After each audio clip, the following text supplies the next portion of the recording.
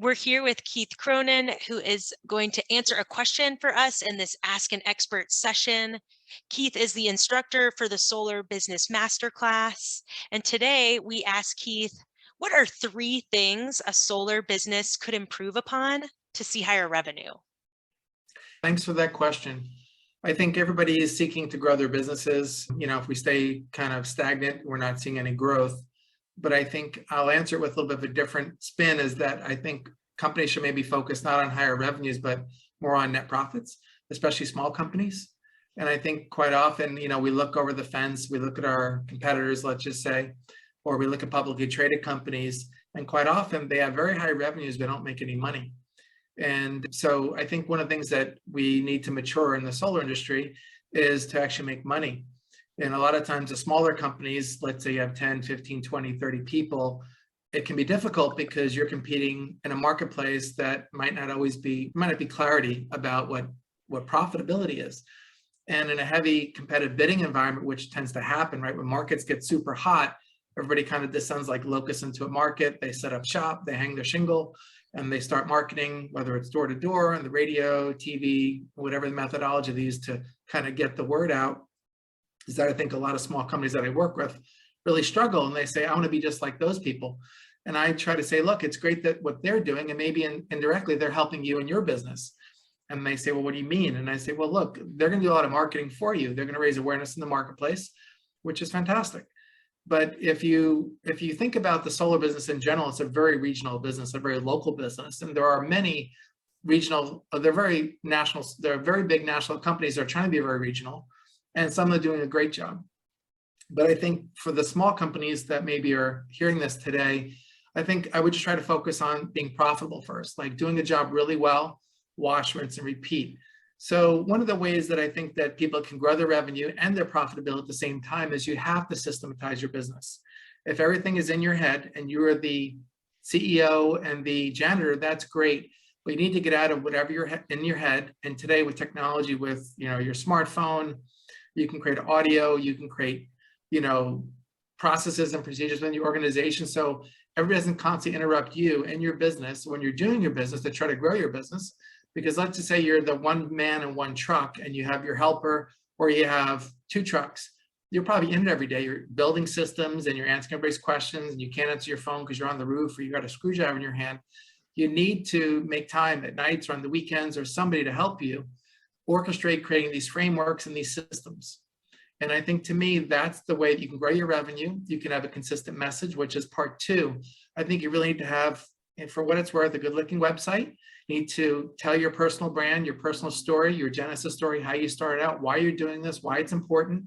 A lot of my clients, they don't think it's important. They don't want to put their face on there, or they feel like then the imposter syndrome. They don't want to say, I only have 2 people. That's okay. People want to work with people they can get in touch with, because I think today, sometimes the bigger companies are so busy, nobody gets back to you. So people feel that they're ghosted. So I wouldn't worry about the size of your organization. I would worry about building your brand. And to me, it's, again, having the website. Even if you just start out, you're only 6 months in the business, don't worry about that. Step number 2 to grow your revenue, I would highly recommend, like what I'm doing right now with Britt, is to make some video testimonials. I would recommend highly, getting some people out there. And again, we go over this in the Solar Masterclass course. This is what I did, is getting testimonials to people saying that you did a great job and you're great. It's not about you saying you're great. Let other people tell you that you're great and why that you're great. And whether you came there on time, you're professional, you cleaned up after yourself, you might have been more expensive than the other company, but you're responsive, or you did a system 2 years ago and you had a problem and you came out and resolved it. These are the things that people are looking for when they're trying to choose somebody to do their next project. And to me, if we look at Amazon, this is this 3rd thing. Why is Amazon so popular? Why is it an amazing marketplace? Because it's very virtuous, right? They want to make sure that people, again, provide these testimonials and feedback. And invariably, if somebody's dissatisfied, what happens, right? You can return a product. Not that somebody's going to take the solar off their roof and say, take this back. But the foundational principle is really important, where, again, people are being very transparent. And if people have problems, they're giving feedback and they're saying, hey, this didn't work and we're going to go fix it.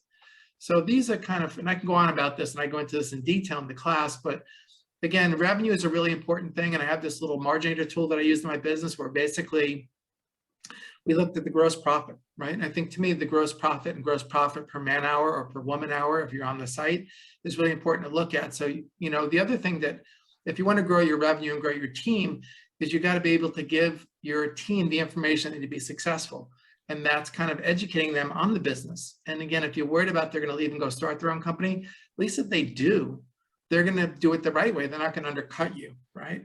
So I think it's really important to kind of talk to your company in these math things. And again, most people would say, well, Keith, my employees just want to go install panels. Well, if you make them part of the solution insofar as giving them a little bit of education, you can also do something else, which is incentivizing them. And you say, look, this is how much money we have, how many hours we have in doing this project. And if you hit these metrics that you mutually agree upon, guess what happens? They know what's in it for them. And finally, about this idea, maybe this is the fourth item, is that if you start sharing this information with your sales team and your operations team and your admin team and you as the leader, is you're going to be able to essentially predict in advance if a job is going to be profitable or not. What I mean by that is if you're tracking profitability and you're tracking gross margin, you can decide ahead of time as a team, hey, things are slow. We're going to take this project and you take a little bit of a haircut on this because of whatever the market conditions are. But again, now you're running your business where it's not emotional, it's logical, and it's rational. And you know what you're going to do ahead in the marketplace. And to me, you're going to, again, have this predictive analytics, and it's an Excel spreadsheet. It's not sophisticated software. I go over this in the class. And these are the kind of guideposts you can have for your business where, again, everyone in the company is speaking common language. And to me, this is one of the most simple things to do.